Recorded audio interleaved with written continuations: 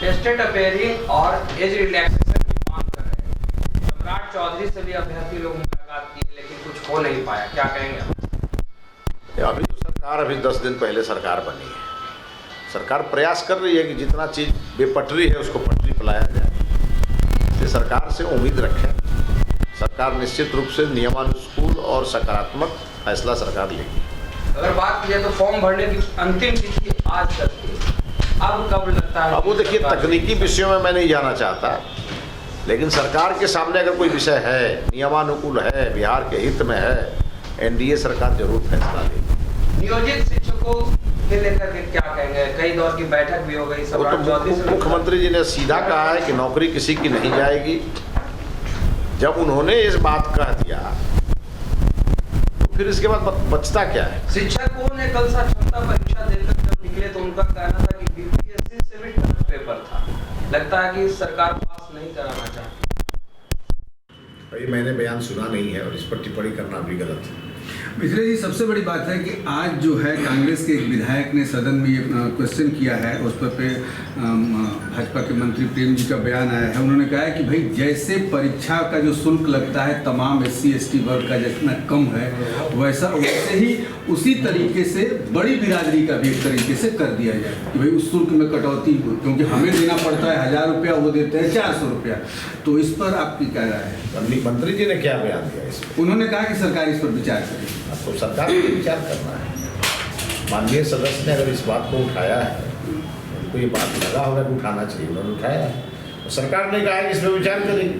तो ये तो मोदी की सरकार है दिल्ली में, मोदी जी की, इन्होंने 10% EWS को भी आरक्षण दिया है। तो वही सरकार से आप अपेक्षा कर सकते हैं कि इन वर्गों के लिए भी कोई रियायत वो सरकार कर सकती है। आज तक किसी सरकार ने किया नहीं था।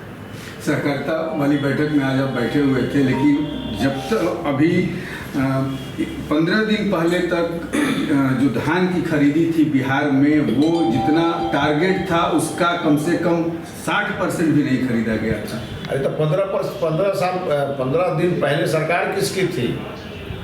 उन लोगों को धान खरीदने के लिए थोड़े वो सरकार बनाए थे। वो जिस काम के लिए सरकार बनाए थे वो काम कर रहे थे। सरकार हटे तो विधायक आप तेजस्वी पे सीधे आरोप लगा रहे हैं भ्रष्टाचार। आरोप की बात ही नहीं है, तो सामने आ गया। वो सरकार बनाए थे धान खरीदने के लिए नहीं, किसान के लिए नहीं, वो परिवार के लिए और अपनी परिवार वाली पार्टी के लिए। और जब सरकार से भी हटे तो विधायक खरीदने में लग गए। तो उनसे क्या अपेक्षा कर सकते हैं? लेकिन हाँ, किसानों का जो मसला है और किसानों के मसला और कृषि का मसला, ये ऐसी पार्टी है भारतीय जनता पार्टी और ऐसे नेता हैं आदरणीय नरेंद्र मोदी जी। किसानों को कोई फूटी कौड़ी नहीं देता था। मोदी जी ने 6000 रुपया किसानों को सालाना देने का जब से घोषणा किया, घोषणा ही नहीं किया, 15वीं किस्त सभी किसानों को मिल गई। ये अपने आप में एक बहुत बड़ी बात है। तेजस्वी यादव इन दिनों जन विश्वास यात्रा पे निकले हुए हैं।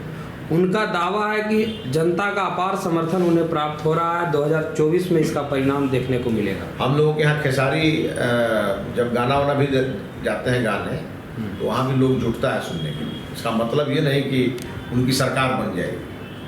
तो भीड़ जुटना, हम लोगों के यहाँ कोई मदारी भी जा करके ढोलक बजाता है तो वहाँ भी लोग पहुँच जाते हैं। बिहार के लोग देखने जाते हैं कि हो क्या रहा है। इसका मतलब ये कतई नहीं है कि सब लोग उनको वोट देते हैं। और एक बात आप तय जान लीजिए, खाता नहीं खुलेगा उनका।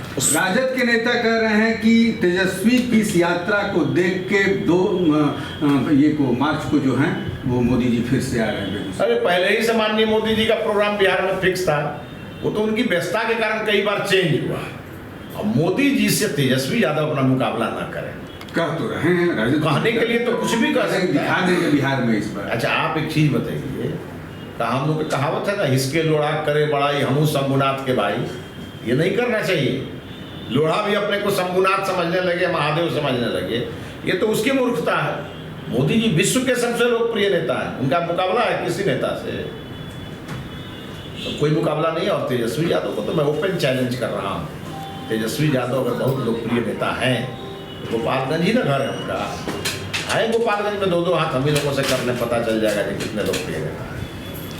1 मिनट। आरजेडी के जितने भी नेता लोग हैं, आज फिर 3 के घर में ईडी का छापा पड़ा है। उन लोगों का कहना है आरजेडी का कि आरजेडी परिवार जो है डरने वाले नहीं है। बीजेपी चाहे ईडी का, सीबीआई का जितना भी फायदा उठाना है उठा ले। अरे भाई, ये उन्हीं लोगों का कहना नहीं है, ये हम लोगों का भी कहना है। वो अपराध पर अपराध करते रहेंगे, अपराध का रास्ता छोड़ेंगे नहीं। वो कोई गलत थोड़े कह रहे हैं, उनका वही काम है, वही काम करते रहेंगे।